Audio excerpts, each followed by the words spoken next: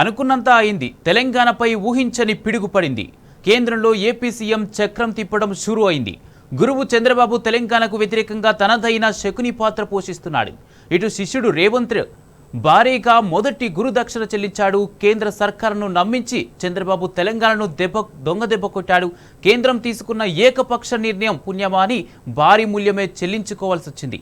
తెలంగాణ ఖాతా నుంచి ఏకంగా 2500 కోట్లు ఆంధ్రప్రదేశ్ అకౌంట్లోకి బదిలీ అయ్యాయని వినికిడి. ఇదొక వింత కథ. విభజన అంశాల్లోని లొసుగుల ఆనుపానులు క్షుణ్ణంగా తెలిసిన ఆధునిక శకుని విసిరిన పాచిక. ఏపీ సీఎం చంద్రబాబు తన కుటిల నీతిని ప్రదర్శించిన ఉదంతం. బాబు దొంగ దెబ్బకు తెలంగాణ రాష్ట్ర ఖజానా కుదేలైన వైనం. ఒక్క ముఖ్యమంత్రి రేవంత్ రెడ్డికి మాత్రమే తెలిసి గుట్టుగా జరిగిన తతంగం. వెరసి రాష్ట్ర ప్రభుత్వ ఖజానాపై అనూహ్యంగా పిడుగుపాటు పడింది. కేంద్రం ఏకపక్ష నిర్ణయం కారణంగా రాష్ట్రానికి 2500 కోట్ల రూపాయల మేరకు నష్టం జరిగినట్టు అధికార వర్గాల్లో జోరుగా చర్చ జరుగుతోంది. గురు శిష్యుల రాజకీయ చదరంగంలో తెలంగాణ భారీ మూల్యమే చెల్లించుకోవాల్సి వస్తోందని అంటున్నారు.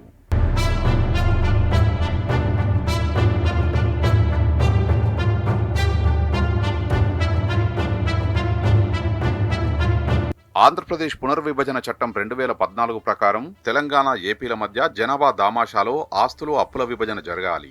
ఆ ప్రయాస 10 ఏళ్ల తర్వాత కూడా కొనసాగుతూనే ఉంది.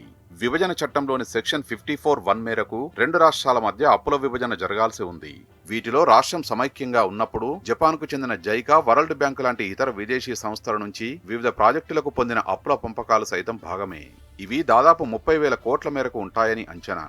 అయితే విభజన చట్టానికి లోబడి ఈ అప్పులు ప్రాజెక్టు చేపట్టిన ప్రాంతం, నిధుల వినియోగాలతో సంబంధం లేకుండా ఇరు రాష్ట్రాలు జనాభా ప్రాతిపదికన భరించాల్సి ఉంటుంది.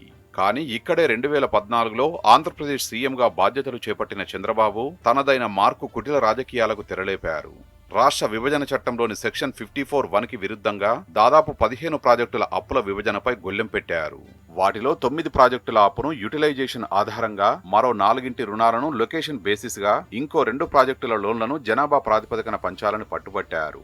కాగా విభజన చట్ట ప్రకారమే ఆ అప్పులు పంచి మాలెక్క మాకు తేల్చి చెప్పాలనేది తెలంగాణ వాదన. అదే విషయాన్ని కేంద్ర హోంమంత్రిత్వ శాఖకు వరుస విజ్ఞప్తులు చేస్తూనే ఉంది. ఈ పంచాయతీ ఇంకా తేరనే లేదు. 10 ఏళ్లు గిర్రున తిరిగిపోయాయి. 2019లో ఏపీలో జగన్ ప్రభుత్వం ఏర్పడ్డ తర్వాత కూడా ఈ వ్యవహారంలో పెద్దగా కదలిక లేదు. ఇదిలా ఉండగానే మొన్న 2023 నవంబర్లో జరిగిన ఎన్నికల్లో అటు ఆంధ్రప్రదేశ్లో గురువు చంద్రబాబు, ఇటు తెలంగాణలో శిష్యుడు రేవంత్ రెడ్డి సీఎంలుగా కొత్త ప్రభుత్వాలు ఏర్పడ్డాయి.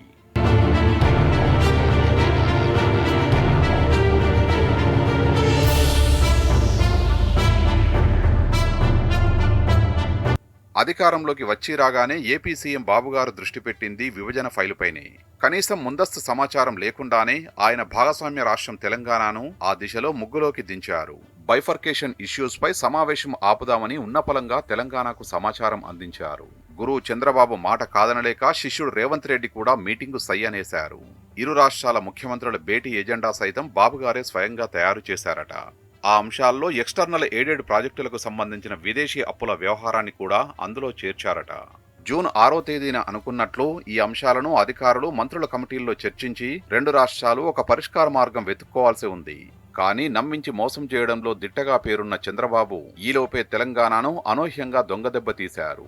ఎక్స్టర్నల్ ఎయిడెడ్ ప్రాజెక్టుల అప్పుల అంశాలపై ఇద్దరం కలిసి సామరస్యంగా మాట్లాడుకొని ఒక నిర్ణయానికి వద్దామని చెప్పి తాను మాత్రం కేంద్ర ఆర్థిక మంత్రిత్వ శాఖ గడప తొక్కినట్లు తెలుస్తోంది. సమైక్య రాష్ట్రంలో చేసిన అప్పుల్లో తెలంగాణ వాటా ఏపీ కట్టిందంటూ తన mark cock and bull theory ఒకటి అల్లి లాబియింగ్ ద్వారా తనకు అనుకూలంగా నిర్ణయం చేయించుకున్నారని విశ్వసనీయ వర్గాల బోగట్ట.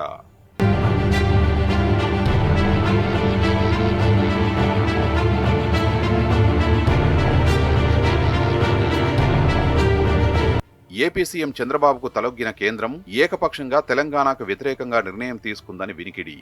ఏపీ కట్టిన అప్పు తిరిగి చెల్లించాలంటూ సెంట్రల్ మినిస్ట్రీ ఆఫ్ ఎక్స్పెండిచర్స్ తాజాగా ఒక అడ్వైజరీని జారీ చేసిందని సమాచారం. దీంతో తెలంగాణ ప్రభుత్వం ప్రమేయం లేకుండానే రాష్ట్ర ఏకీకృత నిధి నుంచి 2500 కోట్లు ఆంధ్రప్రదేశ్ ఖాతాలో ఆటోమేటిక్ గా జమ కానున్నట్లు అభిజ్ఞ వర్గాల ఉవాచ. మూలిగే నక్కపై తాటిపండు పడ్డట్లు అసలే రాష్ట్ర ఆర్థిక శాస్త్రం గొట్టుగా తయారవుతోందంటే మధ్యలో ఈ నిర్ణయం తెలంగాణ పాలిట ఆశనీపాతంలా తయారైందన్న వాదనలు సచివాలయం కేంద్రంగా వినిపిస్తున్నాయి. ఓ పక్క కేంద్ర హోంమంత్రిత్వ శాఖ రెండు రాష్ట్రాల మధ్య సయోధ్య కుదిర్చి వివాదాస్పద అంశాలను పరిష్కరించే దిశలో కృషి చేస్తూనే ఉంది. మరోపక్క విదేశీ అప్పుల్లో విభజన చట్టం సెక్షన్ 54(1) ప్రకారం తన వాటా ఎంతో తేల్చాలన్న తెలంగాణ విజ్ఞప్తి ఎంహెచ్ఏ దగ్గర అలా పెండింగ్ లోనే ఉంది. ఇంకో పక్క కనీస సమాచారం సైతం అందించకుండా కేంద్ర ఆర్థిక మంత్రిత్వ శాఖ ఏకంగా 2500 కోట్లను ఏపీకి బదలాయిస్తూ నిర్ణయం తీసుకోవడంపై తెలంగాణ అధికారులు విస్మయం వ్యక్తం చేస్తున్నారు. ఇది పక్కాగా ముఖ్యమంత్రి రేవంత్ రెడ్డికి తెలిసే జరిగి ఉంటుందనే అనుమానాలను వాళ్ళు వ్యక్తం చేస్తున్నారు.